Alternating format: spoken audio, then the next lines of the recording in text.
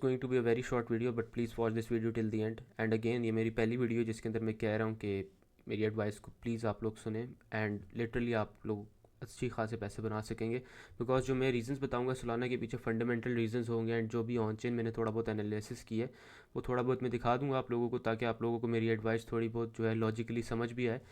मेरी जो एडवाइस है वो ये है कि सोलाना शायद $1000 टच करे एंड इसके ऊपर मैं जो आप कह सकते हो मैंने जो एक्शन लिया वो ये है कि मैंने कुछ ही करेंसीज में इन्वेस्ट किया हुआ जैसे XRP है, डेरा and Solana and some in Ethereum as well and other थोड़े बहुत हैं। बट अगेन सबसे ज़्यादा जो पोजीशन है वो भी सोलाना के अंदर है एंड बहुत से स्टेबलाइज मैंने किए हुए पैसे जो कि मैं DCA करूँगा अगर मार्केट नीचे जाती है। अगेन मार्केट का लॉन्ग टर्म प्रिडिक्टेबिलिटी जो है वो बहुत ज़्यादा मुश्किल होती है एंड अगर कोई कहता है कि वो प्रिडिक्ट कर सकता है तो ही लिटरली जोकिंग और कुछ नहीं वो कह रहा। तो अगेन इस वजह से मैंने काफ़ी ज़्यादा स्टेबल मनी रखा हुआ है जिसको मैं सोलाना में शिफ्ट करूँगा। एंड अगेन सोलाना ने अगर $1000 टच करना है तो इसको अराउंड मार्केट कैप जो चाहिए होगा वो अराउंड $508 बिलियन का मार्केट कैप चाहिए होगा विच टेल्स अस कि इथीरियम से ट्वाइस मार्केट कैप चाहिए होगा। यानी इथीरियम जब $4000 पे था तो उसका जो मार्केट कैप था वो अभी सोलाना को चाहिए होगा। इथीरियम का जो ऑल टाइम हाई था वो $4000 था या मेरे ख्याल से इससे थोड़ा सा ऊपर था। यानी वो वाला इसको मार्केट कैप चाहिए होगा which is very easy to achieve अगर आप इसको लॉन्ग टर्म व्यू से सोचो। बिकॉज मैं आपको एक चीज़ यहाँ पे दिखाऊँ, the total number of addresses on Solana जब इसने फर्स्ट पीक किया था जिसको हम इसका ऑल टाइम हाई भी कह सकते हैं बट अभी थोड़े दिनों पहले जो ऑल टाइम हाई इसका ब्रेक हुआ था बट मैं उसको लॉजिकली एक ऑल टाइम हाई ब्रेक करना नहीं कहूँगा बिकॉज वो एक इवेंट बेस्ड ब्रेक था क्योंकि ट्रंप ने मीप कॉइन लॉन्च किया था उस वजह से वॉल्यूम बहुत ज़्यादा ड्राइव होगी थी सोलाना के ऊपर। बहुत से लोग डिफरेंट चेन से ब्रिज करके आ गए थे एंड वो फिर बाद में चले भी गए थे। तो अभी जब $250 तकरीबन जब टच किया था सोलाना ने तो उस वक्त जो थे 140 मिलियन यूज़र्स थे सोलाना के ऊपर। ठीक है एंड एट दैट टाइम जब इथेरियम का आप कह सकते हो जब ऑल टाइम हाई था मैं आपको यहाँ पर दिखा देता हूँ अराउंड $4300 तो इसके ऊपर भी अराउंड 140 मिलियन यूज़र्स थे।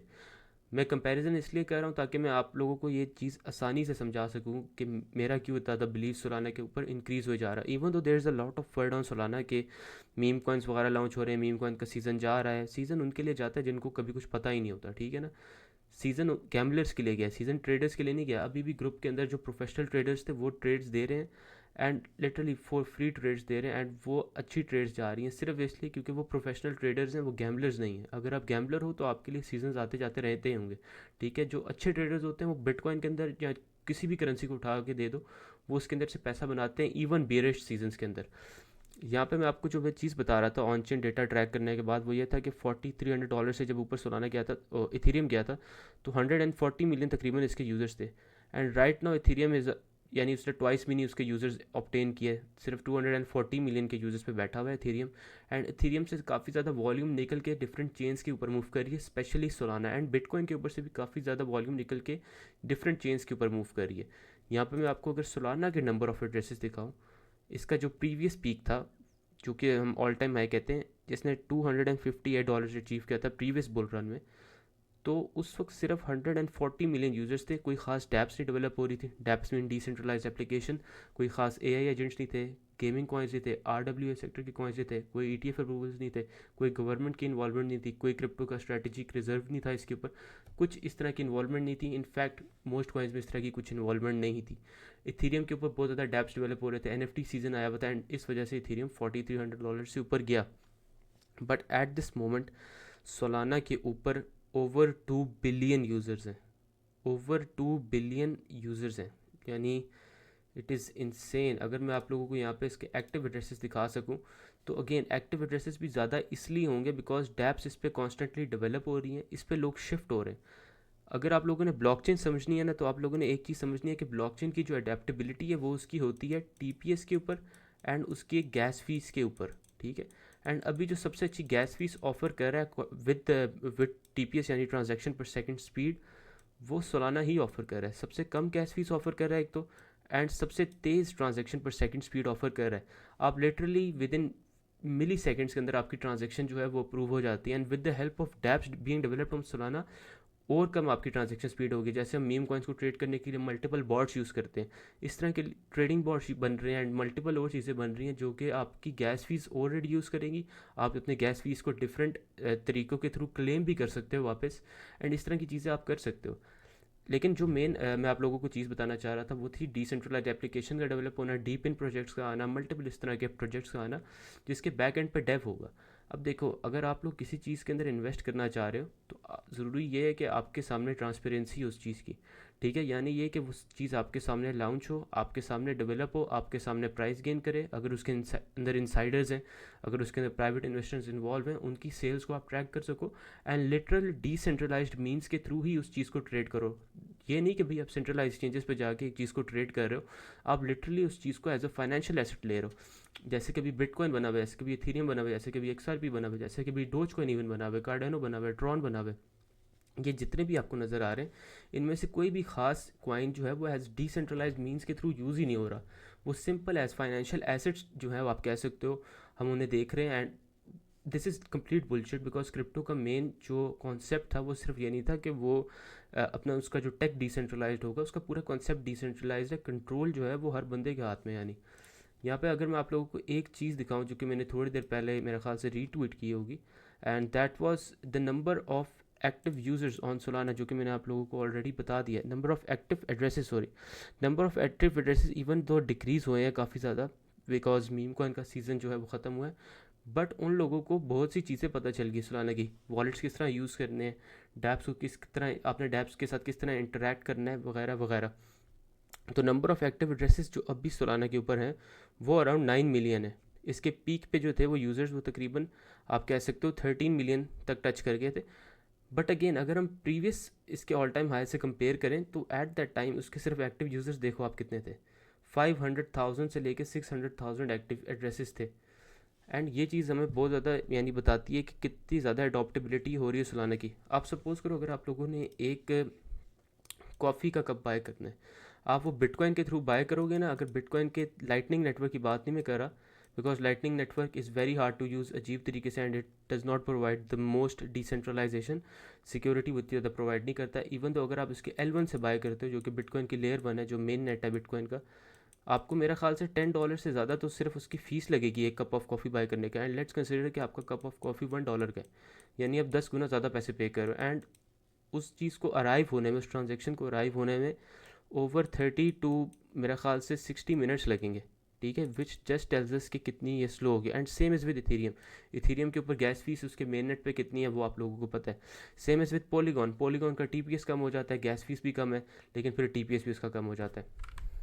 यानी आप लोग सिर्फ एक L1 के थ्रू अगर आप कप ऑफ कॉफ़ी बाय कर रहे हो, या एक मेन नेट के थ्रू, ताकि आपको कंप्लीट डिसेंट्रलाइजेशन मिले। डिसेंट्रलाइजेशन का मतलब ये कि आपकी ट्रांजेक्शन्स वगैरह इवन तो ट्रैक होती हैं ब्लॉकचेन पे, बट आप कंप्लीटली एनोनिमस रहें और अनट्रेसेबल रहें।